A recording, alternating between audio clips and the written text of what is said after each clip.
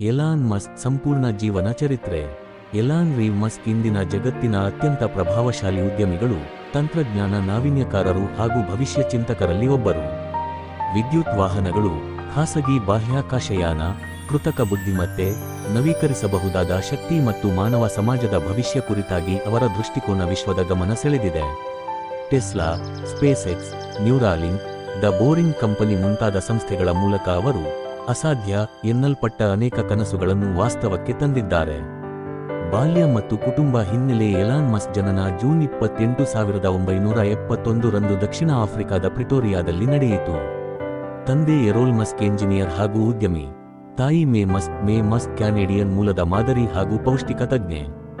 ಬಾಲ್ಯದಿಂದಲೇ ಎಲಾನ್ ಪುಸ್ತಕ ಪ್ರಿಯ, ಕುತೂಹಲಶೀಲ ಮತ್ತು ಸ್ವತಂತ್ರ ಚಿಂತನೆಯ ವ್ಯಕ್ತಿಯಾಗಿದ್ದರು. ಅವರು ದಿನಕ್ಕೆ ಹಲವಾರು ಗಂಟೆಗಳು ಪುಸ್ತಕ ಓದುತ್ತಿದ್ದರು. ವಿಜ್ಞಾನ, ಅಂತರಿಕ್ಷ, ಕಂಪ್ಯೂಟರ್ ಮತ್ತು ತಂತ್ರಜ್ಞಾನ ವಿಷಯಗಳು ಅವರ ಆಸಕ್ತಿಯ ಕೇಂದ್ರವಾಗಿದ್ದವು. ಶಾಲಾ ದಿನಗಳಲ್ಲಿ ಅವರು ಸಾಕಷ್ಟು ಸವಾಲುಗಳನ್ನು ಎದುರಿಸಿದರು. ಸಹಪಾಠಿಗಳಿಂದ ಹಿಂಸೆಗೂ ಒಳಗಾದ ಅನುಭವಗಳು ಇದ್ದವು. ಆದರೂ ಈ ಅಡಚಣೆಗಳು ಅವರ ಮನಸ್ಸನ್ನು ಕುಗ್ಗಿಸಲಿಲ್ಲ, ಬದಲಾಗಿ ಒಳಗೆ ಮತ್ತಷ್ಟು ಗಟ್ಟಿತನವನ್ನು ಬೆಳೆಸಿದವು. 12ನೇ ವಯಸ್ಸಿನಲ್ಲಿ ಅವರು ಬ್ಲಾಸ್ಟರ್ ಎಂಬ ಕಂಪ್ಯೂಟರ್ ಗೇಮ್ ಅನ್ನು ತಾವೇ ಪ್ರೋಗ್ರಾಂ ಮಾಡಿ ಮಾರಾಟ ಮಾಡಿದರು. ಇದರಿಂದಲೇ ಅವರ ಉದ್ಯಮಶೀಲ ಮನೋಭಾವ ಸ್ಪಷ್ಟವಾಗಿ ಕಾಣಿಸಿತು. ಶಿಕ್ಷಣ ಮತ್ತು ವಲಸೆ. ಉನ್ನತ ಶಿಕ್ಷಣ ಮತ್ತು ವಿಶಾಲ ಅವಕಾಶಗಳಿಗಾಗಿ ಎಲಾನ್ ಮಸ್ಕ್ ದಕ್ಷಿಣ ಆಫ್ರಿಕಾವನ್ನು ತೊರೆಯಲು ನಿರ್ಧರಿಸಿದರು. ಮೊದಲು ಕೆನಡಾಕ್ಕೆ ವಲಸೆ ಹೋಗಿ ಕ್ವೀನ್ಸ್ ವಿಶ್ವವಿದ್ಯಾಲಯದಲ್ಲಿ ಓದಿದರು. ನಂತರ ಅಮೆರಿಕಕ್ಕೆ ತೆರಳಿ ಪೆನ್ಸಿಲ್ವೇನಿಯಾ ವಿಶ್ವವಿದ್ಯಾಲಯದಲ್ಲಿ ಭೌತಶಾಸ್ತ್ರ ಮತ್ತು ಅರ್ಥಶಾಸ್ತ್ರದಲ್ಲಿ ಪದವಿಗಳನ್ನು ಪಡೆದರು. ಅವರು ಸ್ಟ್ಯಾನ್ಫೋರ್ಡ್ ವಿಶ್ವವಿದ್ಯಾಲಯದಲ್ಲಿ ಪಿಎಚ್ಡಿ ಮಾಡಲು ಸೇರಿದರು. ಆದರೆ ಕೇವಲ 2 ದಿನಗಳಲ್ಲೇ ಅದನ್ನು ಬಿಟ್ಟು ಉದ್ಯಮಶೀಲತೆಯ ಕಡೆಗೆ ತಿರುಗಿದರು. ಇಂಟರ್ನೆಟ್ ಮತ್ತು ತಂತ್ರಜ್ಞಾನ ಕ್ಷೇತ್ರದಲ್ಲಿ ದೊಡ್ಡ ಬದಲಾವಣೆಗಳು ನಡೆಯುತ್ತಿದ್ದ ಸಮಯವದು. ಈ ಅವಕಾಶವನ್ನು ಕಳೆದುಕೊಳ್ಳಲು ಅವರು ಸಿದ್ಧರಾಗಿರಲಿಲ್ಲ.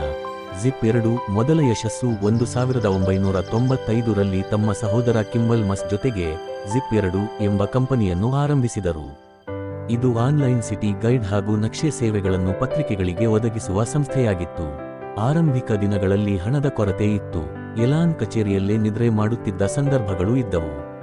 ಕಠಿಣ ಪರಿಶ್ರಮ ಮತ್ತು ನವೀನ ಆಲೋಚನೆಗಳಿಂದ ಜಿಪ್ 2 ಯಶಸ್ವಿಯಾಗಿ ಬೆಳೆಯಿತು.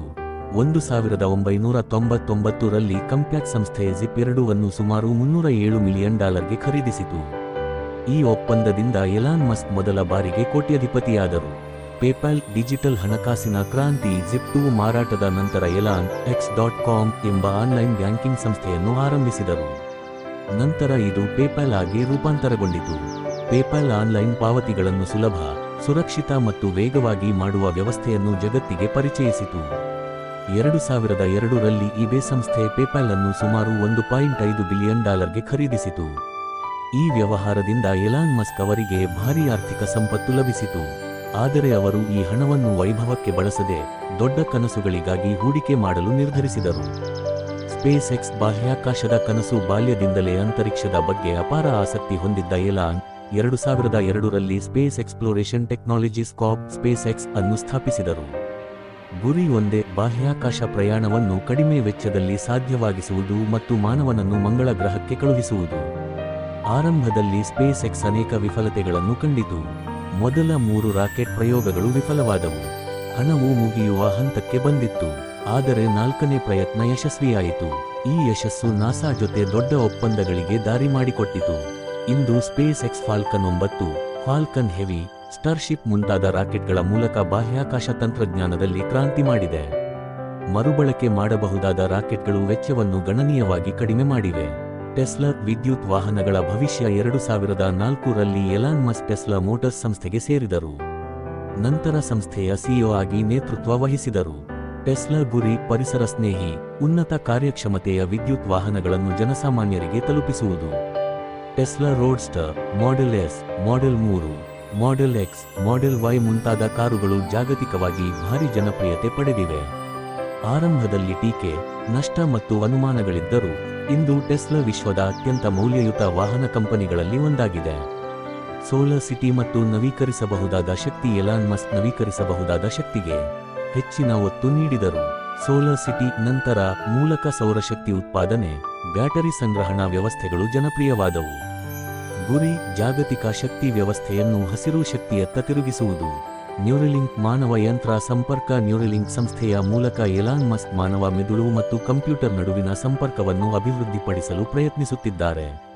ಇದು ಭವಿಷ್ಯದಲ್ಲಿ ನರವೈಜ್ಞಾನಿಕ ರೋಗಗಳ ಚಿಕಿತ್ಸೆಗೂ ಮಾನವ ಸಾಮರ್ಥ್ಯ ವೃದ್ಧಿಗೂ ಸಹಾಯ ಮಾಡಬಹುದು. ದ ಬೋರಿಂಗ್ ಕಂಪನಿ ಸಾರಿಗೆ ಕ್ರಾಂತಿ ನಗರಗಳ ಟ್ರಾಫಿಕ್ ಸಮಸ್ಯೆಗೆ ಪರಿಹಾರವಾಗಿ ದ ಬೋರಿಂಗ್ ಕಂಪನಿ ಅನ್ನು ಸ್ಥಾಪಿಸಿದರು. ಭೂಗತ ಸುರಂಗಗಳ ಮೂಲಕ ವೇಗದ ಸಾರಿಗೆ ವ್ಯವಸ್ಥೆ ನಿರ್ಮಿಸುವುದು ಇದರ ಉದ್ದೇಶ. ವೈಯಕ್ತಿಕ ಜೀವನ ಎಲಾನ್ ಮಸ್ಕ್ ಅವರ ವೈಯಕ್ತಿಕ ಜೀವನವು ಸದಾ ಸುದ್ದಿಯಲ್ಲಿದೆ. ಹಲವು ವಿವಾಹಗಳು, ವಿಚ್ಛೇದನಗಳು, ಮಕ್ಕಳ ಜೀವನ ಎಲ್ಲವೂ ಸಾರ್ವಜನಿಕ ಗಮನಕ್ಕೆ ಬಂದಿದೆ. ಅವರು ತಮ್ಮ ಕೆಲಸಕ್ಕೆ ಅತ್ಯಂತ ಹೆಚ್ಚು ಸಮಯ ನೀಡುವ ವ್ಯಕ್ತಿ ಎಂದು ಪರಿಚಿತರಾಗಿದ್ದಾರೆ. ವಿಮರ್ಶೆಗಳು ಮತ್ತು ವಿವಾದಗಳು ಎಲಾನ್ ಮಸ್ಕ್ ಅವರ ನೇರವಾದ ಹೇಳಿಕೆಗಳು, ಸಾಮಾಜಿಕ ಮಾಧ್ಯಮ ಬಳಕೆ ಮತ್ತು ಕಠಿಣ ನಿರ್ವಹಣಾ ಶೈಲಿಗೆ ಕೆಲವೊಮ್ಮೆ ಟೀಕೆಗಳು ಬರುತ್ತವೆ. ಆದರೆ ಅವರ ಅಭಿಮಾನಿಗಳು ಅವರನ್ನು ಭವಿಷ್ಯ ನಿರ್ಮಾತೃ ಎಂದು ನೋಡುತ್ತಾರೆ. ದೃಷ್ಟಿಕೋನ ಮತ್ತು ಪರಂಪರೆ ಎಲಾನ್ ಮಸ್ಕ್ ಗುರಿ ಕೇವಲ ಲಾಭವಲ್ಲ.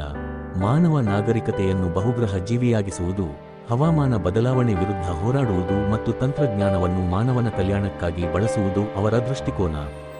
ಸಮಾಪನ ಎಲಾನ್ ಮಸ್ಕ್ ಜೀವನ ಒಂದು ಪಾಠ. ದೊಡ್ಡ ಕನಸುಗಳು, ಅಚಲ ಪರಿಶ್ರಮ ಮತ್ತು ಧೈರ್ಯ ಇದ್ದರೆ ಅಸಾಧ್ಯವೂ ಸಾಧ್ಯ. ಅವರ ಕಥೆ ಯುವ ಉದ್ಯಮಿಗಳಿಗೆ, ವಿಜ್ಞಾನಿಗಳಿಗೆ ಮತ್ತು ಕನಸು ಕಾಣುವ ಎಲ್ಲರಿಗೂ ಪ್ರೇರಣೆಯ ಮೂಲವಾಗಿದೆ.